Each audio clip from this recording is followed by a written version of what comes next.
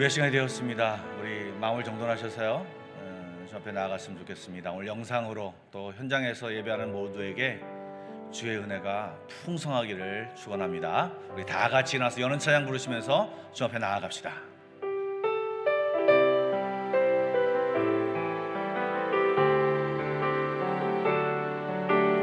지존하신 주님 이름 앞에 모든 무릎 꿇고 다 경배해. 거룩하신 주님 보좌 앞에 엎드려 절하세.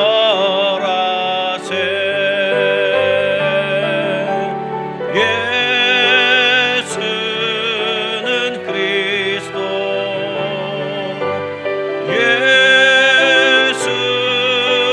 주, 하나님의 영으로 경배 드리리. 예수는 그리스도, 예수는 그리스도, 예수는 주, 하나님의 영으로 경배 드리리. 영광 영광 영광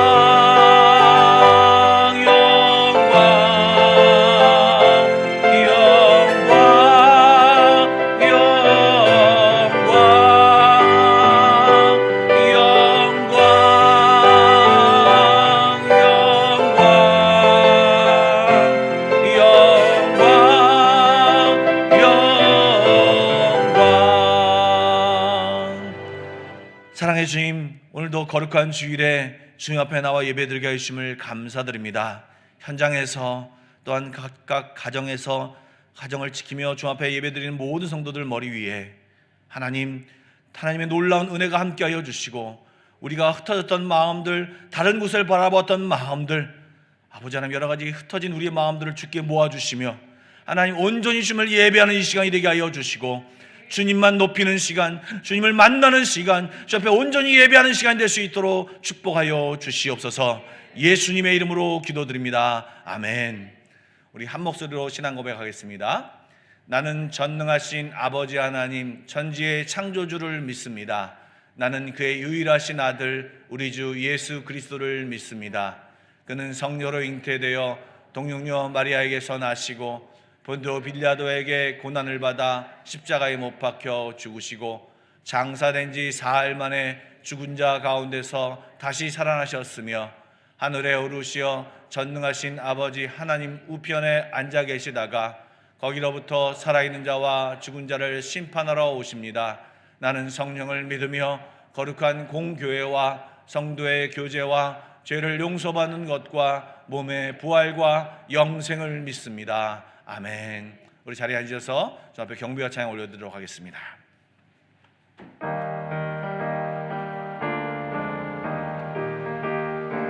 우리 이 시간 같이 찬양하며 나아가겠습니다. 만유의 주제, 만유의 주제, 존귀하신 예수, 사랑이 되신 하나님, 나 사모하여 영원히 섬긴 내 영광 되신 주로. 다시 한번 해볼까요?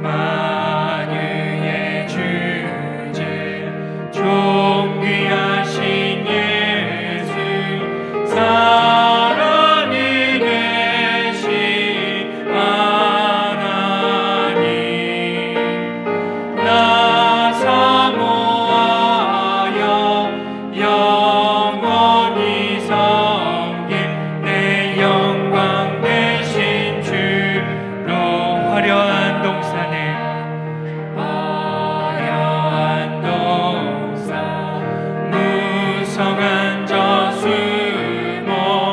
다 아름답고 묘하나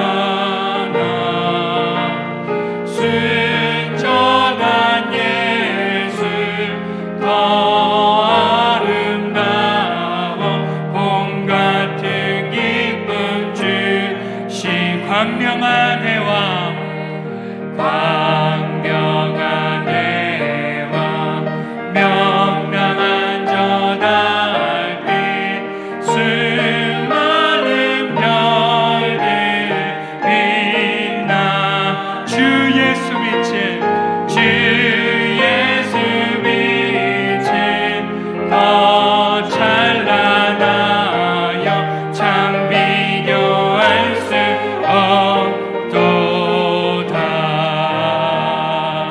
아멘. 우리 힘차게 박수하면서 찬양하시겠습니다. 우리 힘차게 하죠. 죄에서 자유롭게 하는 보혈의 능력 주의 보혈 시험을 이기고 승리하니 참 놀라운 다시 한번 해보죠. 죄에서 자유롭게 하는 보혈의 능력 주의 보혈 시험을 이기고 승리하니 참 놀라운 능력이 주의 보혈 능력이 또다 주의 피 믿으오 주의 보혈 그 어린 양의 매우 귀중한 피로 육체의 정욕을 이길 힘은 보혈의 능력 주의 보혈 정결한 마음을 얻게 하니 참 놀라운 능력 다같이 고백하죠. 주의 보혈 능력이 또다 주의 피 믿으오 주의 보혈 그 어린 양의 매우 귀중한 피로 주의 보혈 능력이 또다 주의 피 믿으오 주의 보혈 그 어린 양의 매우 귀중한 피로 눈보다 더 이게 밝히는 것 보혈의 능력 주의 보혈 부정한 모든 것 밝히시니 참 놀라운 능력 믿으시죠. 주의 보혈 능력이 또다 주의 피 믿으오 주의 보혈 그 어린 양의 매우 귀중한 피로 구주의 복음을 전할 제목 보혈의 능력 주의 보혈 날마다 나에게 찬송 주니 참 놀라운 능력이라네 주의 보혈 능력이 또다 주의 피 믿으오 주의 보혈 그 어린 양의 매우 귀중한 피 우리 4절로 다시 한번 해보죠. 구주의 복음을 전할 제목 보혈의 능력 주의 보혈 날마다 나에게 찬송 주니 참 놀라운 능력이로다 주의 보혈 능력이 또다 주의 피 믿으오 주의 보혈 그 어린 양의 매우 귀중한 피로 주의 보혈 능력이 또다 주의 피 믿으오 주의 보혈 그 어린 양의 매우 귀중한 피로 다 할렐루야. 우리 하나님의 보혈 우리 주님의 보혈 능력 있는 보혈인 줄 믿습니다. 아멘. 우리를 회복시키시는 그 보혈 그 주님의 희생을 생각하며 오늘 우리가 이 시간 결단하며 이 찬양으로 올려드리겠습니다.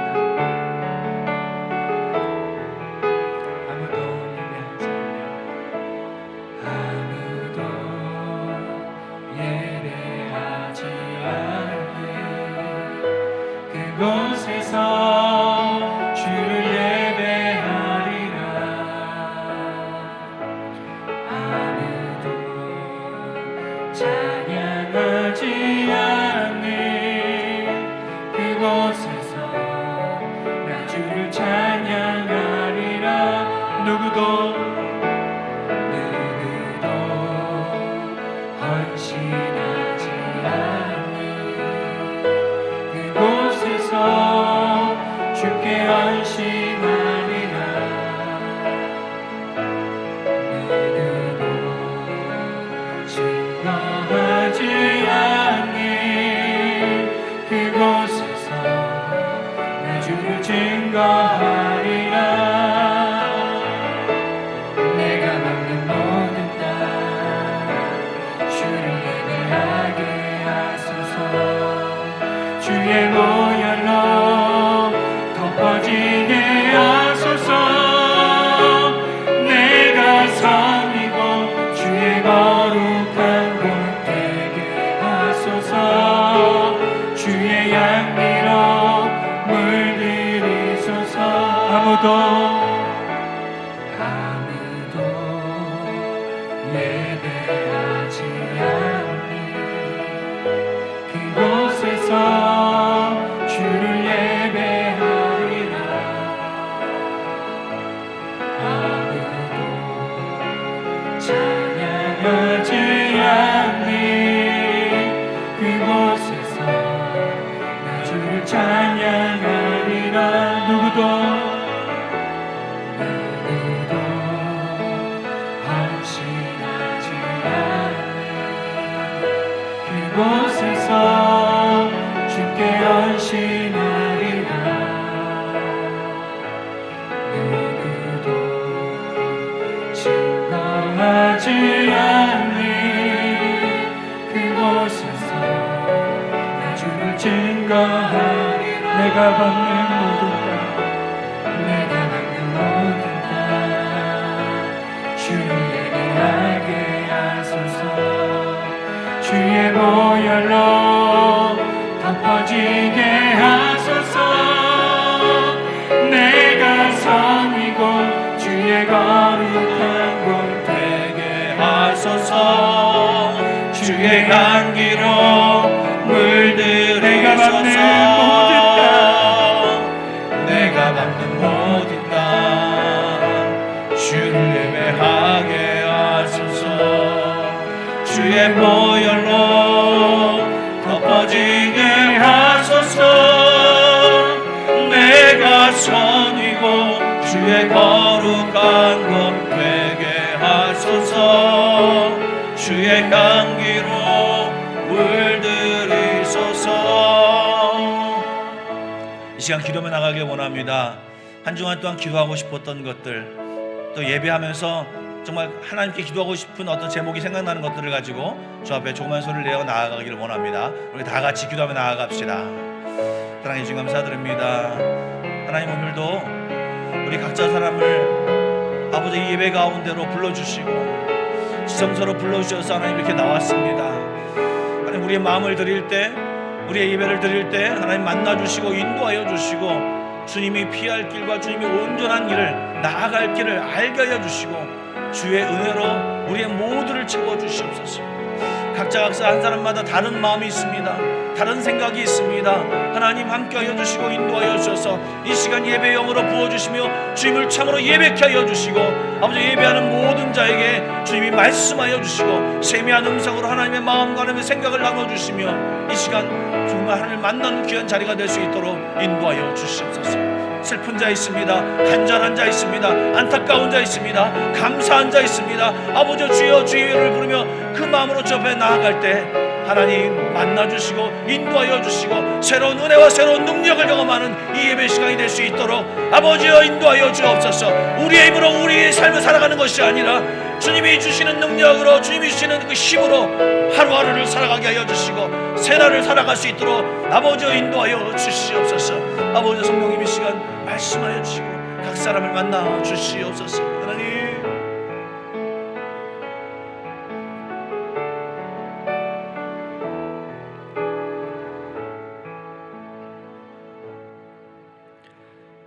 찬양받기에 합당하신 아버지 하나님, 은혜와 사랑을 감사드립니다.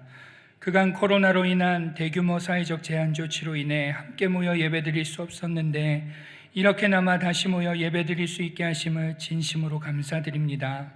아버지 하나님, 오늘도 이곳에서와 또 각 가정에서 드려지는 모든 예배가 삼위일체 하나님을 바로 높이는 예배가 되게 하여 주옵시고, 영과 진리로 드려지는 예배를 통해 우리 모두에게 한없는 기쁨과 회복이 있게 하여 주옵소서. 아버지 하나님, 오늘도 이 시간 먼저 우리의 죄를 주님 앞으로 가지고 나아갑니다. 주님, 우리는 주님을 기만하며 하나님의 뜻을 생각지 않으며 육신의 정욕을 따라 사탄의 종로를 타기를 즐거워하였습니다. 우리는 마음에 하나님을 두기를 싫어하여 우리의 삶에는 불의, 추악, 탐욕, 악의, 시기, 살인, 분쟁, 사기, 악독과 같은 열매들만 가득하였습니다. 어느 곳 하나 성한 것이 없는 참담한 모습이었음을 주님 고백합니다. 아버지 하나님, 이러한 우리를 불쌍히 여겨주시고 긍휼히 여겨주셔서 우리 안에 주님의 형상을 회복시켜 주옵소서. 주님, 오늘 우리는 우리의 무능함과 연약함 안에서 다시금 예수님만 소망 되심을 깨닫습니다. 우리가 아직 죄인 되었을 때에 그리스도께서 우리를 위하여 죽으심으로 하나님께서 우리에 대한 사랑을 확증하셨다는 이 사실을 이 시간 굳게 믿고 다시금 예수님을 붙잡기를 원하오니, 내주하시는 성령께서 능히 역사하여 주셔서 예수님 안에 거하는 우리가 되게 하여 주옵소서. 아버지 하나님, 오늘도 예배의 모든 순서를 통하여 우리의 믿음이 확인되어지고 더욱 견고히 되어지게 하여 주옵시며, 특별히 말씀을 통해 우리의 심령이 하나님의 뜻을 깨닫게 하여 주옵소서.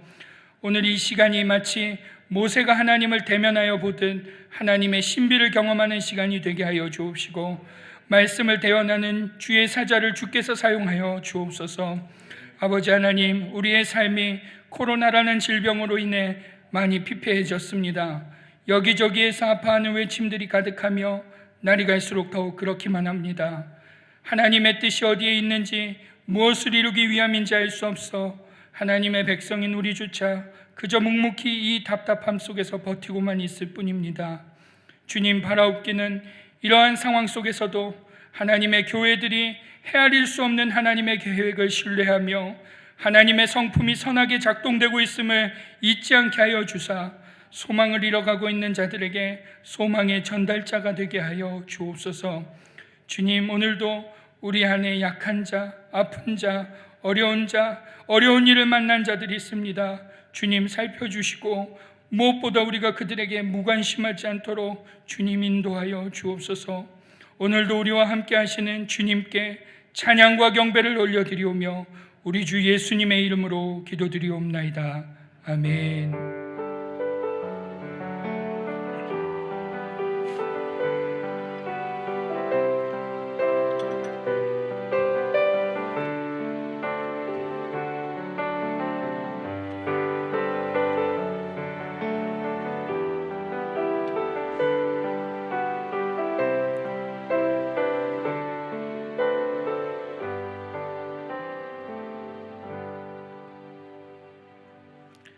오늘 우리에게 주신 하나님의 말씀은 누가복음 3장 1절부터 6절의 말씀입니다. 제가 가진 신약성경 90쪽인데요. 오늘은 현장에 사람이 계시니까요, 우리 서로 교독하여 읽도록 하기를 원합니다. 우리 누가복음 3장 1절부터 6절 말씀을 서로 교독하여 읽도록 하겠습니다. 디베르 황제가 통치한 지 15해, 곧 본디오 빌라도가 유대의 총독으로, 헤롯이 갈릴리의 분봉왕으로, 그 동생 빌립이 이두레와 드라구나 지방의 분봉왕으로, 루사니아가 아빌레네의 분봉왕으로, 하나님의 말씀이 빈들에서 사가랴의 아들 요한에게 임한지라. 요한이 요단강 부근 강처에 와서 죄 사함을 받게 하는 회개의 세례를 전파하니, 선지자 이사야의 책에 쓴 바 광야에서 외치는 자의 소리가 있으리되, 너희는 주의 길을 준비하라, 그의 오실 길을 곱게 하라. 모든 골짜기가 메워지고 모든 산과 작은 산이 낮아지고 구은 것이 곧아지고 험한 길이 평탄해질 것이요, 모든 육체가 하나님의 구원하심을 보리라 함과 같으니라. 아멘. 예, 저희는 지난주부터 신약의 특별히 사복음서에 나와 있는 어떤 사건과 인물을 살펴보면서 은혜를 나누고 있습니다. 오늘 여러분들이 말씀을 읽으셔서 아시겠지만 오늘의 주인공은 세례 요한입니다. 지난주에 본문이 마태복음에 있어서 마태복음은 마태가 썼다, 그리고 이 마태복음은 유대인을 대상으로 썼다라고 말씀을 드렸습니다. 오늘은 그런데 누가복음을 읽었죠. 이 누가복음은요, 사실 저자가 누가입니다. 누가는요, 안디옥 사람으로 헬라인입니다. 그런데 그가 예수를 믿게 되고, 그리고 그가 데오빌로라고 하는 로마 관리아에게 이 편지를 쓰고 있습니다. 의사이기 때문에 좀 이렇게 지적인 것도 있고 또 세밀한 부분도 있어서 그가 이 누가복음을 읽어보시면 굉장히 자세하고 디테일하고, 그리고 어떤 지명이나 그리고 그 때를 정확히 기록하는 모습을 볼 수가 있습니다. 오늘 3장의 말씀을 보아도 그렇습니다. 이 3장의 내용 1절과 2절 말씀에 보면요, 지금 당시의 통치자들이 정확히 기록되어 있습니다. 제가 다시 한번 읽어보겠습니다. 디베르의 황제가 통치한 지 15해, 곧 본디오 빌라도가 유다의 총독으로, 헤롯이 갈릴리의 분봉왕으로, 그 동생 빌립이 이두레와 드라고니스의 지방의 분봉왕으로, 루사니아가 아빌레네의 분봉왕으로, 안나스와 가야바가 대제사장으로 있을 때 하나님의 말씀이 빈들에서 사가랴의 아들 요한에게 임한지라. 아멘. 예. 여러분, 디베르라고 하는 황제는요, 다음 슬라이드 한번 보여주시죠. 세계사에서 어떤 여러분들이 알고 있는 티베리우스 황제입니다. 로마의 티베리우스 황제인데요, 그 황제가 있을 때 이야기고요. 그리고 지금 예수님이 공생애를 시작할 때이기 때문에 예수님이 30살 정도, 30살 정도 되는 그때의 이야기입니다. 지난주에 다뤘던 헤롯 대왕이 있었을 때는 헤롯 대왕은 이미 죽었고요. 그 헤롯 대왕이 죽을 때 자기가 그 당시에 황제였던 아우구스한테 제가 다스리는 그 땅을 세 아들이 나눠서 다스리게 해달라라고 부탁을 했어요. 그리고 그 아우구스는 허락을 해가지고 지금 그 이스라엘 지역을 저렇게 세 지역으로 이렇게 주황, 살색, 그리고 녹색, 보라색 이렇게 나누어서 다스렸습니다. 그래서 그 유다 지역, 지금 살색으로 표시되어 있는 그 지역에, 이쪽은 색깔이 좀 틀리네요. 네. 예, 어쨌든 그 사마리아 지역, 유대 지역을 다스리는 그 지역은요, 헤롯 아칼라오라고 하는 그 아들이 다스렸는데 너무나도 폭정이 심했습니다. 너무도 막 강압적으로 다스리고, 그래서 이 유대인들이 이 로마 황제에게 고소를 했습니다. 이 분봉왕을 고소했습니다. 그래서 그 헤롯 아켈라오를 이제 파직하고, 근데 그 지역에 총독을 파견합니다. 그래서 계속 파견하는데요, 지금 5번째 총독이 왔는데 그 이름이 빌라도라고 하는 것입니다.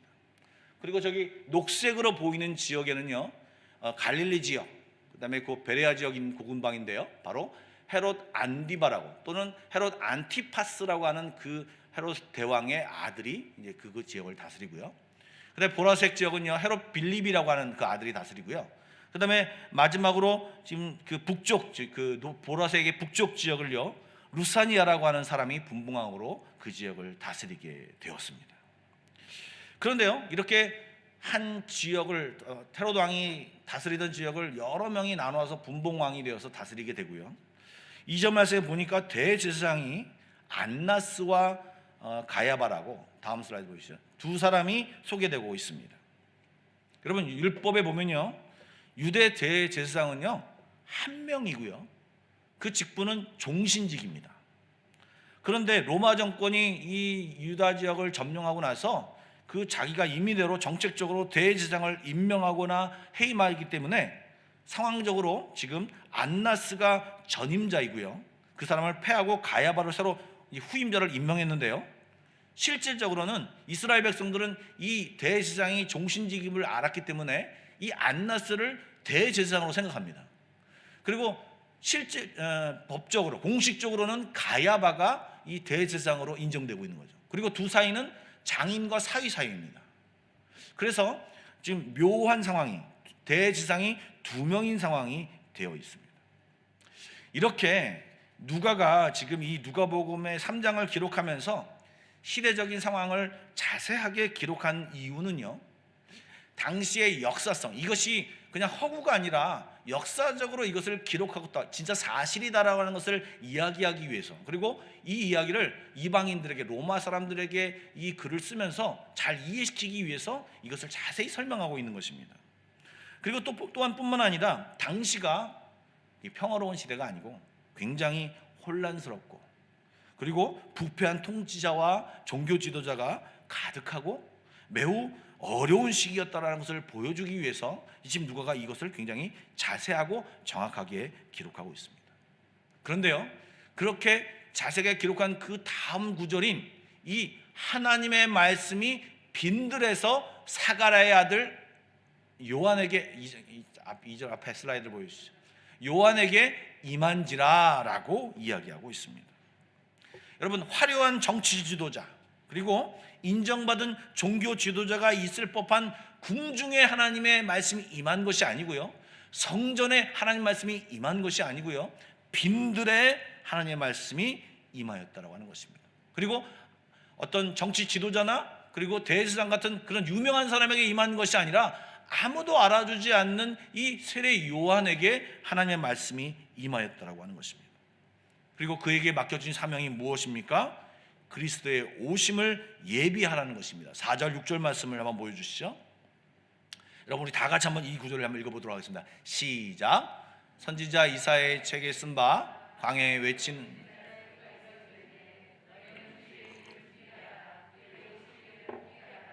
모든 골짜기가 메워지고 모든 산과 작은 산이 낮아지고 굽은 곳이 곧아지고 험한 길이 평탄해질 것이요 모든 육체가 하나님의 구원하심을 보리라 함과 같으니라. 아멘. 여러분, 이 말씀은요, 구약 성경인 이사야서 40장 3절부터 5절 말씀을 이 누가가 인용하여 쓴 것입니다.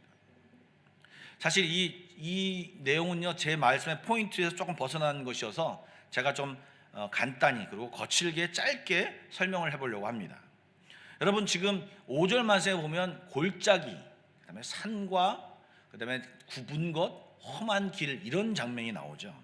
이런 지형적인 표현은요, 이제 현재 상태, 어떤 상태냐? 우리의 마음의 상태, 영혼의 상태, 특별히 지금 이스라엘의 상태, 이 신앙의 상태를 묘사한 내용입니다. 왕이신 주님께서 우리 영혼 가운데, 이스라엘 가운데 오시기 위해서는 영혼의 고속도로가 있어야 되는데 지금 그것이 없고 그 안에 골짜기와 모든 산과 작은 산과 굽은 것과 험한 길이 그곳에 있다라고 하는 것입니다. 골짜기가 무엇일까요? 골짜기는요, 열등감 같은 것입니다. 상한 마음들입니다. 모든 산과 작은 산은 무엇일까요? 교만함입니다. 자존심입니다. 아집입니다. 독선입니다. 그리고 굽어지고 험한 길은 무엇인가요? 주님을 받아들이기에 각종 장애물들, 내 생각과 내 이론들, 이런 것들을 말하는 것입니다. 그런 것들이 있을 때는 주님이 우리에게로 오지 못하십니다. 그런 것들을 다 정리하고 평탄하게 만들고 고속도로를 만들 때 만왕의 왕이신 주님이 우리에게로 들어오시는 것입니다.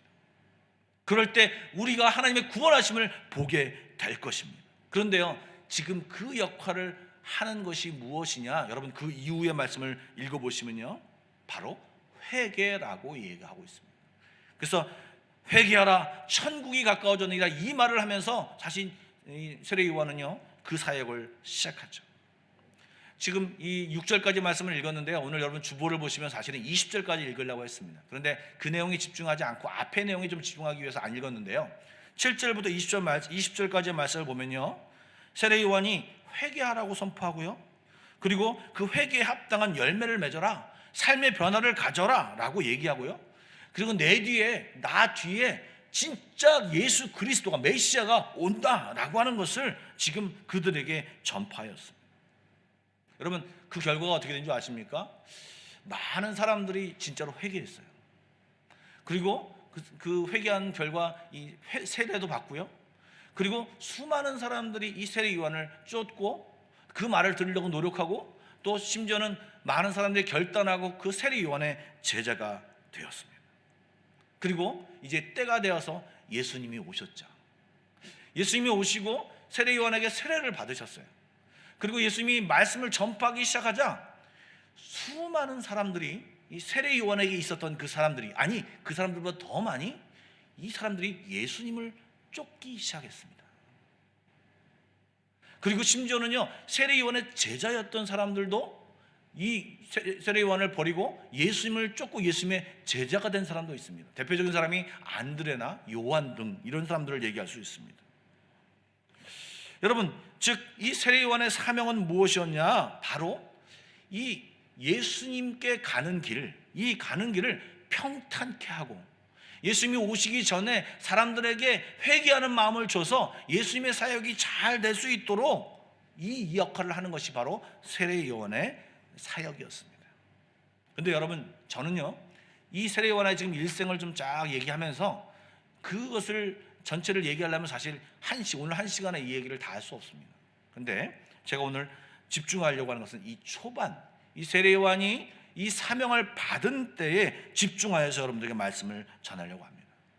여러분들 1절 2절 말씀을 잘 다시 한번 보시면요, 여러분 분명히 하나님은 능력의 하나님이시죠. 모든 것을 홀로 할 수 있는 전능하신 하나님이십니다. 그럼에도 불구하고요, 하나님은요 홀로 일하시지 않으십니다. 사람들을 부르시고 사람들과 함께 지금 그 사역을 감당하시는 분이 우리 하나님이십니다. 이것이 하나님의 사역의 원칙입니다. 분명히 혼자 다 하실 수 있음에도 불구하고 사람을 부르시고 그에게 말씀을 주시고 사명을 맡기시고 그 일을 순종하는 사람을 통해서 하나님의 뜻이 이루어지고 하나님의 계획이 완성되는 것입니다. 그래서 지금 하나님께서는요, 지금 예수님이 오시기 이전에 세례 요한을 부르시고요, 그에게 그 평탄 작업을 맡기셨고요, 그리고 그 세례 요한이 순종함으로 예수님의 사역이 아주 순조롭게 시작될 수 있다라고 하는 것입니다. 여러분, 오늘날도 마찬가지입니다. 우리는요, 우리에게 주신 사명들이 있어요. 여러분, 사명들 있으십니까? 그게 무엇입니까? 사실은요, 저희들이 좀 살펴보려고 하는 이 사복음서, 그 내용들에 보면요, 뒤에 보면요, 전부 우리의 사명을 다 적어 놓았습니다. 여러분, 마태복음 한번 볼까요? 마태복음 28장 19절부터 20절 말씀에 보면요, 여러분이 잘 아시는 말씀이 나오죠. 너희는 가서 모든 민족을 제자로 삼아라. 그리고 세례를 베풀어라. 가르쳐 지켜라. 그리고 내가 너와 끝날까지 함께 할 거다. 즉 복음을 전하라고 하는 얘기죠. 마가복음에도요, 너희는 온 천하를 다니며 만민에게 복음을 전파하라고 하고 말씀하셨어요. 다음 슬라이드요. 누가복음에도 너희는 이 모든 일의 증인이다. 그리고 누가복음을 지은 그 누가는요, 사도행전 1장 8절에 연이어서 성령이 너에게 임하시면 증인이 되어야 한다라고 얘기합니다. 그리고 요한복음에는 증인이 되라는 말은 없지만 이 요한복음 자체가 증인된 삶, 하나님을, 예수님을 그리스도라고 전파하는 그 내용이 그 안에 가득 차 있다고 하는 것입니다. 여러분, 이렇게 하나님의 사명이 선포되었습니다. 그래서 그 말씀을 받은 사람들이 그 증인된 삶을 살았기에 그 증인들로 인하여 그 복음이 전하여지고 세대로 전하여지고 오늘날 우리까지 왔고 우리가 예수를 믿게 되었고 교회가 생겨나게 되었다고 하는 것입니다. 그런데 그 사명은 중단된 것이 아니라 계속해서 마치 릴레이 경주를 하듯이 바톤을 이어서 받은 사람이 또 그에 뛰어가듯이 우리는 이 명령을, 이 사명을 오늘날에도 감당해 나가야 하는 것입니다. 그런데 여러분, 조금 요즘 상황을 보면 이상하지 않습니까? 복음을 전하기가 굉장히 어려운 상황이 되었습니다. 그리스도인들이 욕을 먹고 있고 교회가 욕을 먹어 있고 그러다 보니까 교회가 나아갈 바를 잊어버린 상황이 되었습니다. 여러분, 오늘 주보 칼럼을 좀 보시면 아시겠지만 사실 제가 주중에 생각을 했던 게 뭐냐면 2000년의 역사 가운데 분명히 전염병들이 굉장히 많았는데 그때 기독교는 어떤 역할을 했을까라고 하는 생각을 하게 되었습니다. 그래서 좀 인터넷도 서치해보고 뭐 그렇게 좀 찾아봤습니다. 그런데 참 신기한 것을 발견했어요. 그때 당시에는 백신도 없고요, 치료제도 없고요. 그런데요, 예수 믿는 사람들은요, 그 콜레라, 그 다음에 그런 전염병 있는 곳에 이 예수 믿는 사람이 목숨을 던져가며 그 사람들한테 다가갔고요. 그리고 그 사람들을 치료해줬고 그 사람들을 분리시켜줬고 어떻게 하면 그 사람들이 그 병 가운데, 전염병 가운데서 헤어날 수 있게끔 정말 최선을 다해서 도와줬던 기록이 나옵니다. 그래서 심지어는요, 한 그 전염병이 창궐한 그 도시, 두 도시를 놓고 이곳에 그리스도인이 있느냐 없느냐를 따져서 그리스도인이 있으면 이 사상자가 반으로 주는 그런 통계치도 나올 정도였습니다. 그리고 놀라운 것은요, 그 전염병이 끝날 때는요, 그 모든 도시와 그 마을에 예수 믿는 자가 가득가득하게 되었다라고 하는 것입니다. 그런데 오늘날 이 전염병이, 이 코로나가 왔는데 오히려 우리는 힘들어지게 되고 욕을 먹게 되고 손가락질 당하게 되고 배척당하는 모습이 우리에게 있는 모습을 보면서 우리는 뭔가를 놓쳤다, 우리는 뭔가를 잃어버렸다, 이것을 생각하게 되었습니다. 그럼 생각하는 것이 뭐냐면 우리가 주의 말씀을 놓치지 않았을까, 우리가 말씀대로 살지 않았기 때문에 지금 이런 상황이 되지 않았을까라는 생각을 하게 됩니다. 모양은 분명히 교회로 갖춰져 있고, 모양은 그리스도인으로 갖춰져 있고, 모여서 예배도 드리고 또 나름대로 여러 가지 활동을 하고 있지만 하나님의 뜻을 알지 못하고 하나님의 생각을 알지 못하고 하나님 앞에 집중하지 못하고 하나님의 방법이 아닌 우리의 방법, 우리의 경험, 우리의 생각, 우리의 어떤 것으로 인해서 그것을 사용함으로 인해서 살다 보니까 지금 하나님의 뜻과는 전혀 다른 방향, 하나님의 뜻과 하나님의 계획이 드러나기보다는 오히려 하나님이 가려지고 하나님이 오히려 욕을 먹고 하나님의 영광이 가려지는 그런 상황이 되었다고 하는 것입니다. 왜 그럴까요? 우리가 지금 하나님 아닌 다른 곳을 바라보고 있기 때문입니다. 예수님 오실 때도 왕도 있었고요, 제사장도 있었고요, 서기관도 있었습니다. 그런데 여러분, 진짜 하나님 말씀에 반응하는 사람이 없었다라고 지난주에 말씀드렸습니다. 지난주에 분명히 그 수많은 사람들이 있었지만, 메시아가 분명히 왔고 그 메시아를 기다린 사람들이 있었지만 실제 예수님이 왔을 때 아무도 알아보지 못했고 반응하지 못했고, 심지어는 말씀을 읽으면서도 그냥 멍하니 말씀만 읽고 그 주님 앞에 반응하지 못하는 사람들로 가득했다라고 하는 것입니다. 즉 자기 마음대로 세상이 주는 유혹에 현혹되어 하나님을 따라 살지 못하고 내 마음대로 살았기 때문에 그렇게 되었다라고 하는 것입니다. 그런데요, 오늘 성경 말씀 중에서 제가 집중해 볼 곳이 있는 것이 뭐냐면, 세례 요한이 말씀을 받은 장소가 어디입니까? 빈들입니다. 여러분, 빈들에서 이 세례 요한은 하나님을 만났고요, 그 다음에 그 하나님 말씀이 임하였던 것을 우리가 이 말씀, 이 3장 2절 말씀에 그것을 발견할 수 있습니다. 여러분, 빈들은 무엇일까요? 빈들은 무엇일까요? 보통 빈들은 광야를 뜻합니다. 이것은요, 이 빈들이나 광야는요, 실제로 우리들이 모든 생활을 하는 사람들이, 목사님들이나 이런 사람들이 고난이다라고 이야기합니다. 인생에 고난이 있을 때 그때가 광야이고 빈들이죠. 근데 그 힘든 그 빈들 그 시간에 우리는 신기하게도 그 광야에서, 고난 중에서 하나님을 만나는 경우가 굉장히 많습니다. 왜요? 여태 동안에는 고난이 없을 때는 내가 뭔 것을 다른 곳에 집중하고 있었어요. 근데 고난이 오니까 다른 곳이 나에게 도움을 주지 못하고 이것이 이 고난을 해결해 주지 못하는 것을 알고, 아, 하나님이 계시는구나, 하나님을 만나야겠구나, 이 사실을 알고 하나님 앞에 집중하니까 하나님을 그 광야에서, 빈들에서, 고난 중에서 만나게 되는 것입니다. 여러분, 빈들에서 지금 이 세례 요한이 하나님을 만나고 이사야의 말씀이 그에게 임하였어요. 분명히 오랜 시간 전에 예언했던 말씀이었는데요, 그 말씀이 이 세례 요한에게 임하였어요. 이걸 어려운 말로 레마라고 얘기하죠. 그래서 하나님의 성경 속에 있는 말씀이 자신의 말씀으로 왔어요. 그리고 그 말씀의 주체자가, 순종해야 할 대상이 내가 됐어요. 그리고 이 세례 요한은 그것을 살게 되었어요. 이 빈들에서 그것을 경험했다는 것입니다. 여러분, 혹시 정금모 박사라는 분을 아십니까? 이분의 태어나신 연도가 1939년입니다. 세계적인 핵물리학자이면서 과학기술소 장관을 2번이나 역임하신 분입니다.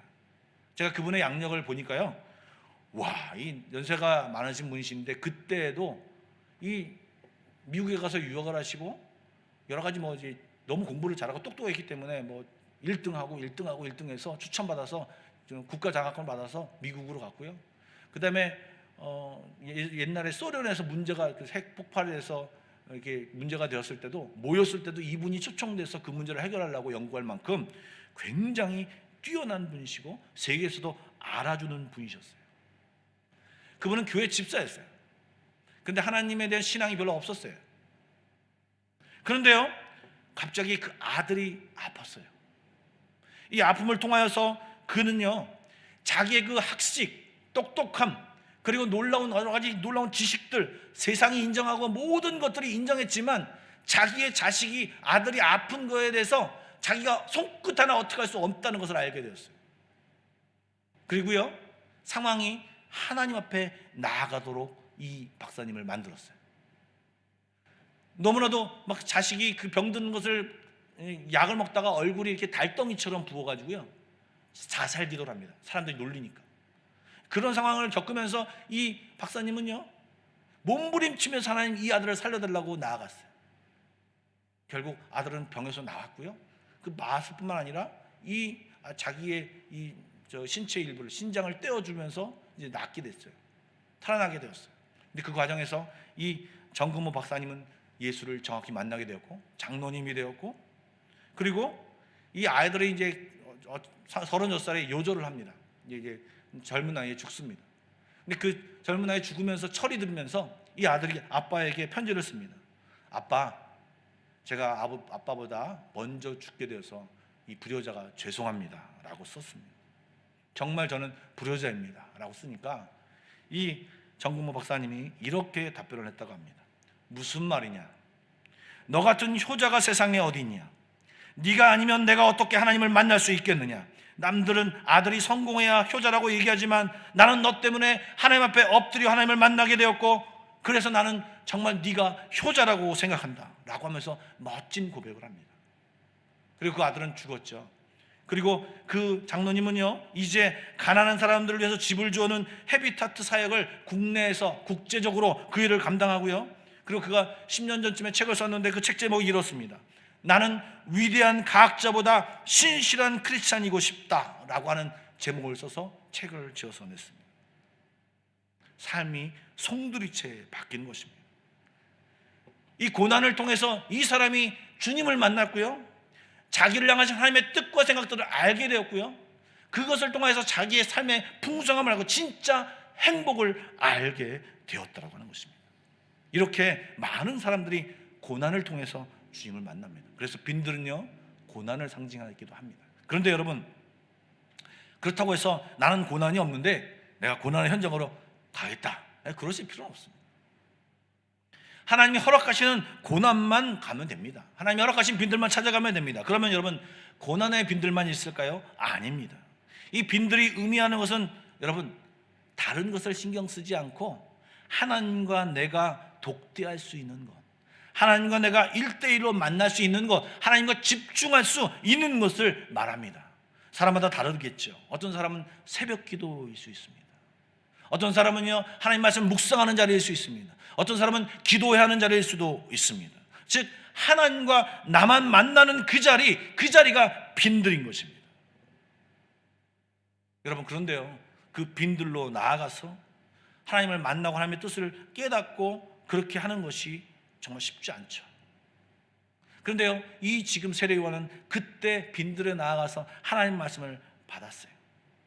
그러기에 여러분, 아까도 말씀드렸지만 수많은 사람들이, 자기를 따랐던 수많은 사람들, 환호하고 와서 세례를 받고 세례요한 랍비요라고 하면서 얘기하며 그 왔던 사람들이요, 이제 모든 사람들이, 거의 모든 사람, 제자들까지도 예수님을 쫓아갔습니다.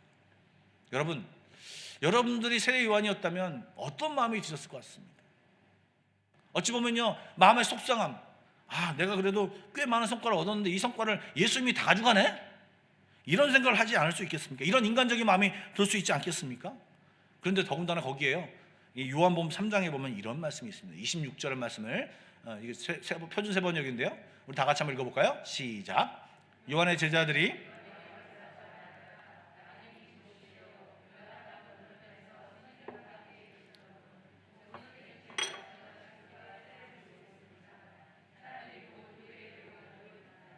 여러분, 이 말이 무슨 말입니까? 지금 요한의 제자들이 사람들이 다 예수님께로 가는 것을 속상해서 얘기하는 것입니다. 얼마 전까지만 해도 정말 북적북적하고 정말 사람들이 모여서 함께 막 그 라삐오 하면서 지혜를 구하고 말씀 전하는 걸 구하고 그렇게 인기를 누렸던 그 인기가 지금 예수님한테 모든 것을 갔으니까 이 제자된 입장에서 얼마나 답답하다라고 지금 이 세례 요한에게 얘기하고 있는 것입니다. 그런데 요한은 27절부터 이렇게 얘기합니다. 하늘이 주지 않으시면 사람은 아무것도 받을 수 없다. 너희야말로 내가 말한 바 나는 그리스도가 아니다. 그리고 그분 앞서 보내심을 받은 사람이다. 너희들이 이것을 증언해야 된다. 그러면서 29절 진짜 멋진 얘기합니다. 신부를 차지하는 사람은 신랑이다. 예수님이다.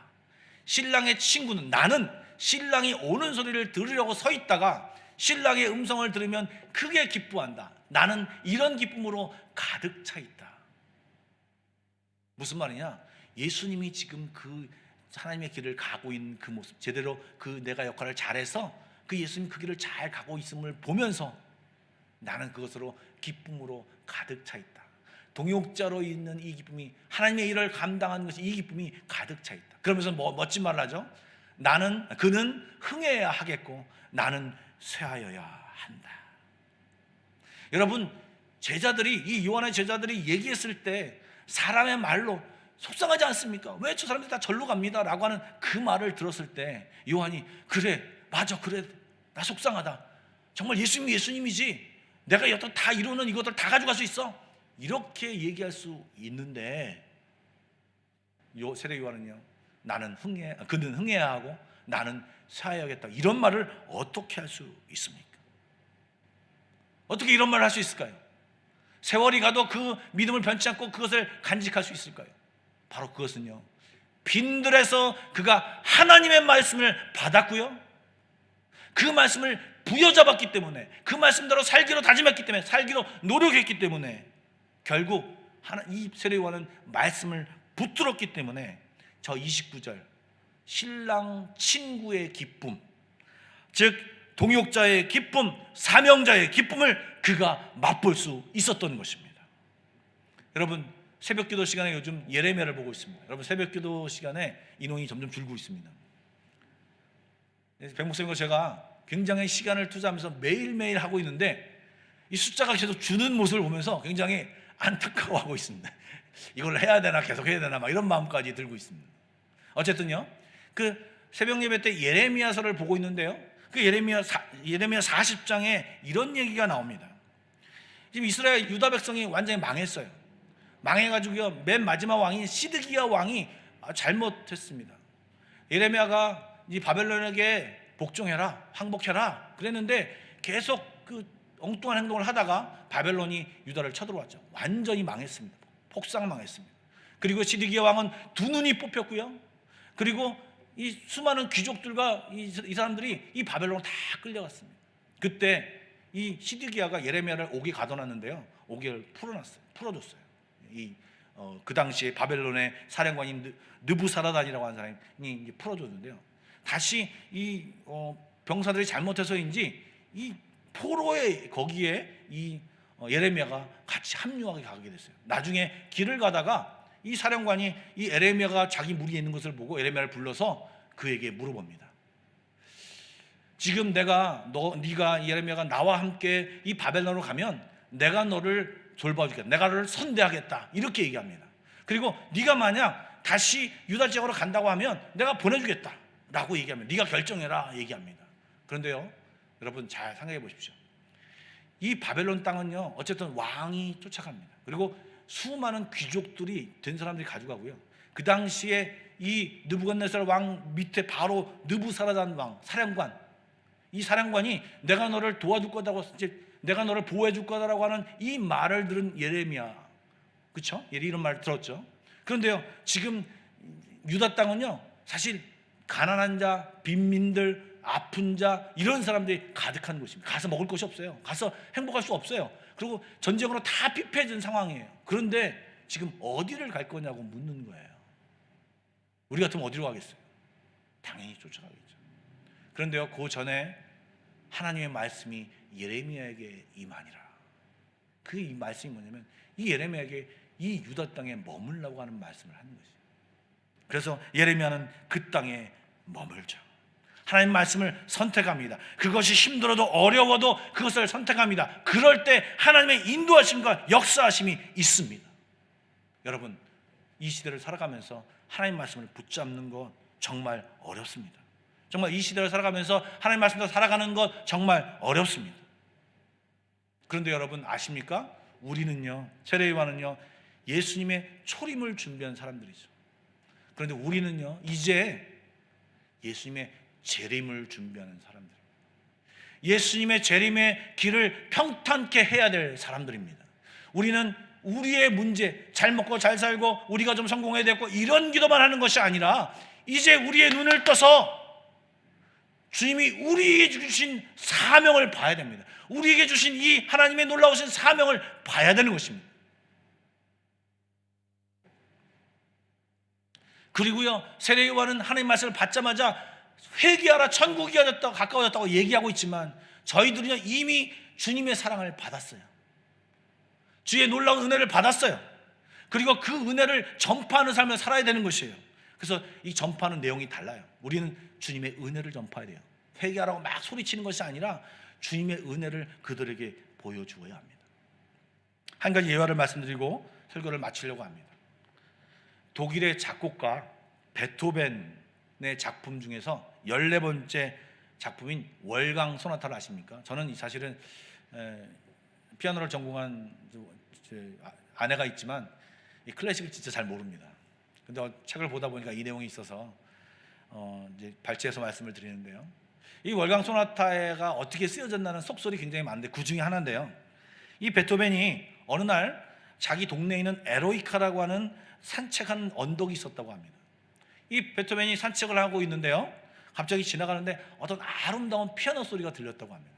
그 피아노 소리가 너무 매력적이어서 그 피아노, 자기가 이제 음악가니까 그 피아노 소리를 찾아서 이렇게 갔다고 합니다. 그런데 가서 보니까 어떤 소녀가 피아노를 치는데 너무나도 이쁘게 그 피아노를 치는 거예요. 그래서 아무래도 작곡가니까 이 아이랑 얘기를 나누다 보니까 그 아이가 눈이 안 보이는 그런 소녀인 거예요. 그래서 그 소녀와 친구가 되었어요. 그리고 함께 교회를 가게 되었는데요, 오스트리아 세인트 미카엘 교회라고 함께 교회를 가게 됐어요. 근데 그 교회는요, 정말 아름다운 교회였다고 합니다. 스테인글라스가 이렇게 되게 멋있고요. 그래서 그 소녀에게, 안 보이는 소녀에게 그 교회의 멋진 것을 막 설명했다고 합니다. 근데 아무리 설명을 해도 이 소녀가 이 교회가 얼마나 멋지고 뭔가 그런 것을 이해하지 못하는 것이에요. 그래서 그것을 고민하다가 이 베토벤이 노래를 만든 거예요. 작곡을 해서 이 월강 소나타를 작곡하는 거죠. 그것을 이 소녀에게 들려주면서 이 교회가 이렇게 아름답다라고 하는 것을 쓴 것이 이 월강 소나타라고 합니다.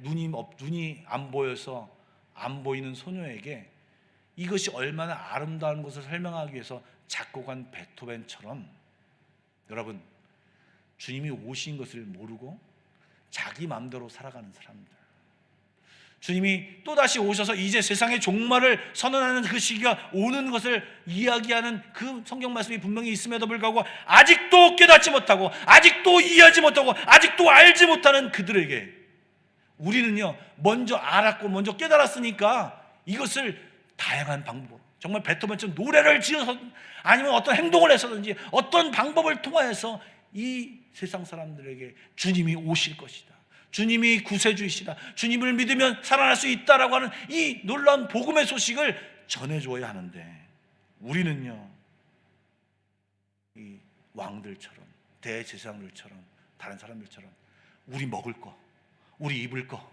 우리가 생각하는 이것만 집중하고 있는 우리들의 모습이 있는 것입니다. 여러분, 세례 요한처럼 빈들에서 주님을 만나야 합니다. 빈들에서 하나님 말씀을 받아야 합니다. 그것이 우리를 살리고 그것이 우리의 사명을 감당할 때 정말 골짜기 같은 것이 무너지고 산 같은 것이 무너지고 굽어진 것이 무너지고 정말 곧바른 영혼의 고속도로가 정말 세례 요한이 했던 것처럼 그 일을 우리도 감당할 수 있는 것입니다. 여러분, 요즘 어떻게 사시고 계십니까? 세상은요, 우리로 하여금 하나님을 기억하지 못하도록, 이러한 사명을 감당하지 못하도록 다 우리 눈을 가리고 있습니다. 어렵다, 힘들다,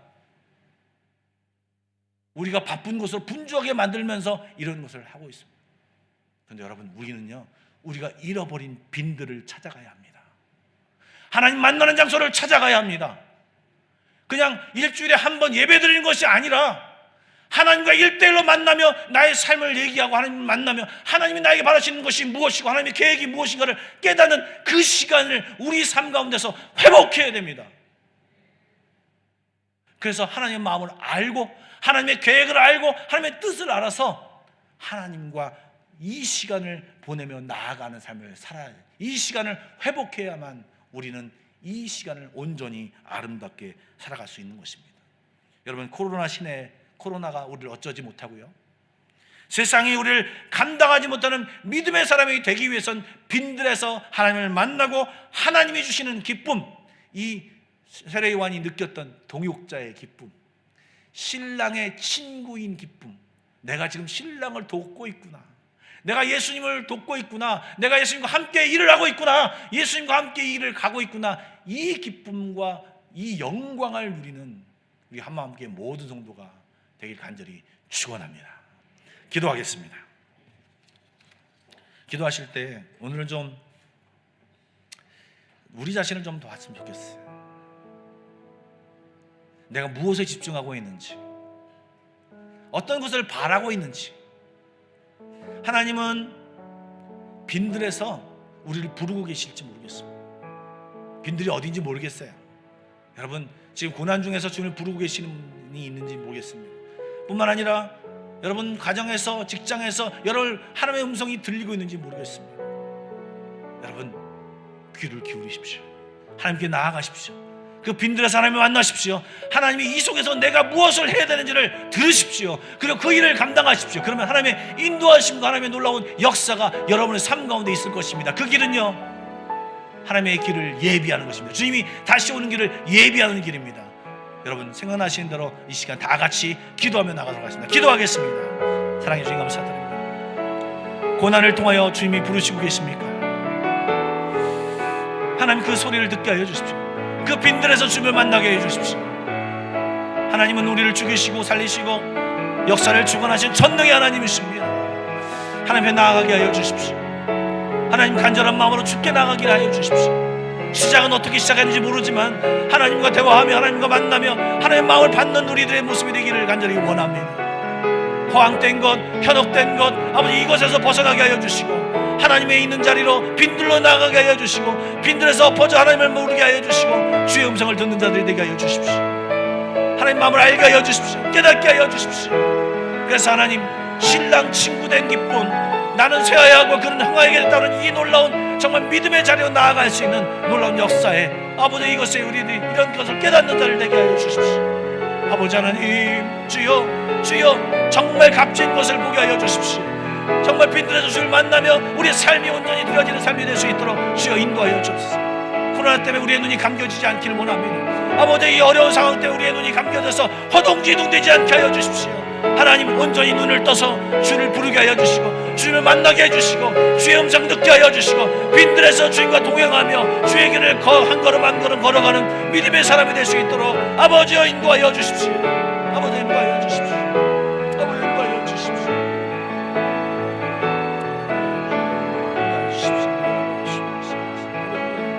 하나님,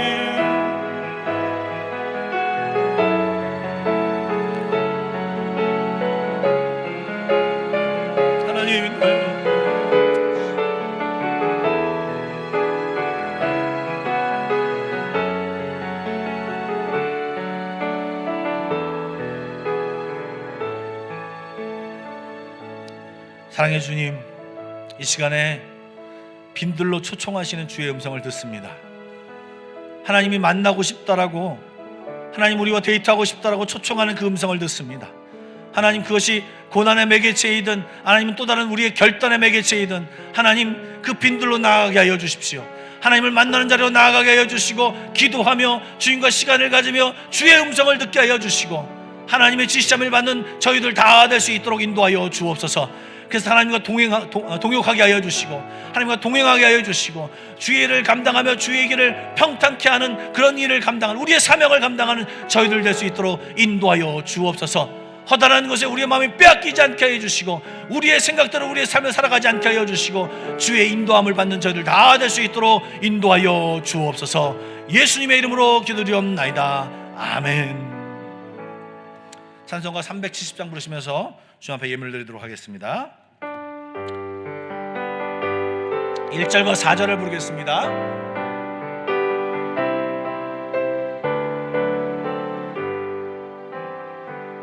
주 안에 있는 나에게 난 근심이 있으랴. 십자가 밑에 나가 내 짐을 풀었네. 주님을 찬송하면서 할렐루야 할렐루야. 내 앞길 멀고 험해도 나 주님만 따라가리. 내 주와 맺은 언약은 영불변하시니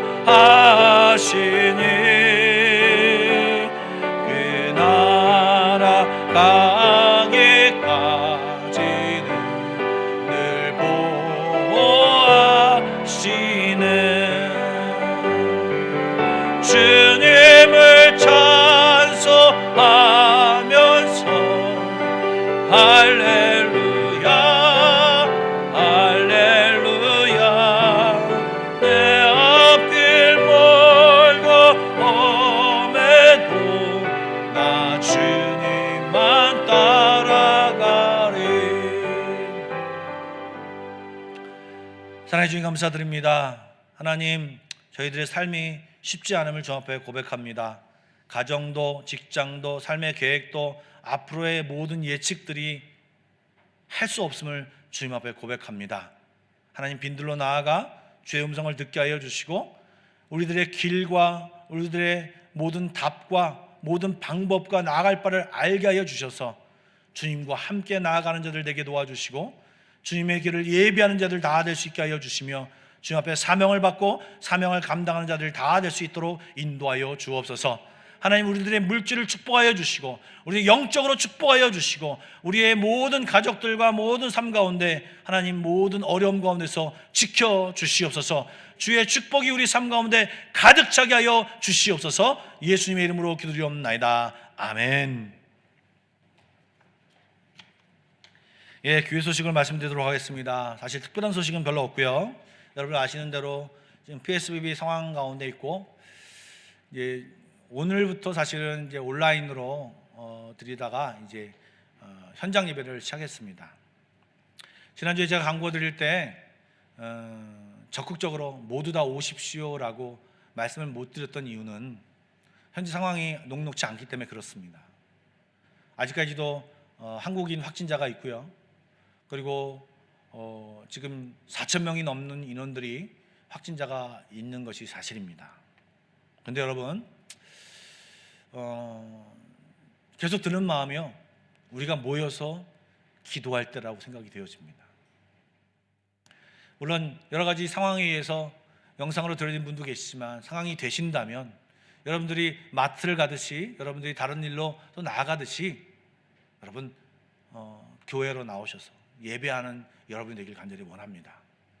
이런 말씀을 들어서 여러분들의 마음이 어떨지 모르겠지만, 아무리 조심해도 미국 대통령도 확진자가 될 수 있습니다.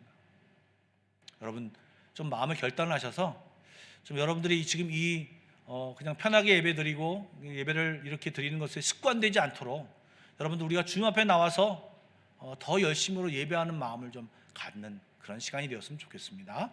예, 여러분들 다음 주에는요 좀 시간을 내셔서 좀 결단하셔서 좀 오셔서 예배를 드리면 좋을 것 같습니다. 예, 헌금 안내를 드리겠습니다. 현장에서 헌금하신 분도 계시고요. 또 주중에 헌금을 하시고 싶으신 분들은 헌금함, 예배당 뒤편에 헌금함이 있습니다. 어떤 분이 주중에 전화를 해서 헌금함이 어디 있습니까? 그러시던데 뒤에 있습니다. 그리고 은행 계좌가 있으시면 은행 계좌로 헌금을 하셔도 좋을 것 같습니다. 계속해서 Pray Together 1, 2, 3 기도점을 가지고 같이 기도해 주시면 좋을 것 같습니다. 예, 우리 좌우 옆 사람과 함께 이렇게 인사하겠습니다. 빈들에서 주님을 만납시다. 한 번 더요, 한 번 더요. 빈들에서 진짜 주님을 만납시다. 예. 다시 한번요, 사랑하고 축복합니다. 우리 보겠습니다. 예, 우리 다 같이 일어나서 별도성 부르고 축도 예배를 마치겠습니다.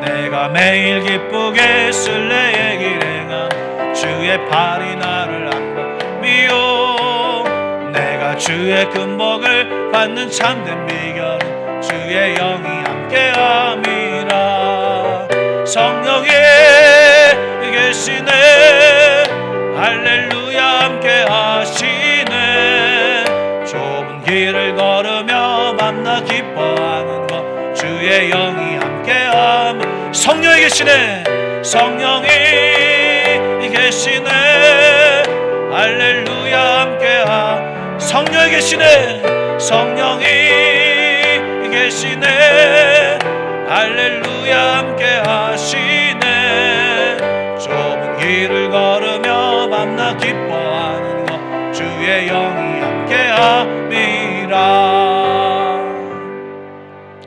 이제는 우리 주 예수 그리스도의 은혜와 하나님 아버지의 놀라우신 사랑하심과 성령님의 감화감동 교통하심과 내주하심이 오늘도 주님을 만나는 빈들로 찾아가 주님을 만나기를 다짐하는 모든 성도들 머리 위에 주님과 함께 이 모든 것을 이기며 나가기를 다짐하는 모든 성도들 머리 위에 그 가정과 우리 한마음교회 위에 지금부터 영원까지 함께 하시기를 간절히 축원하옵나이다. 아멘.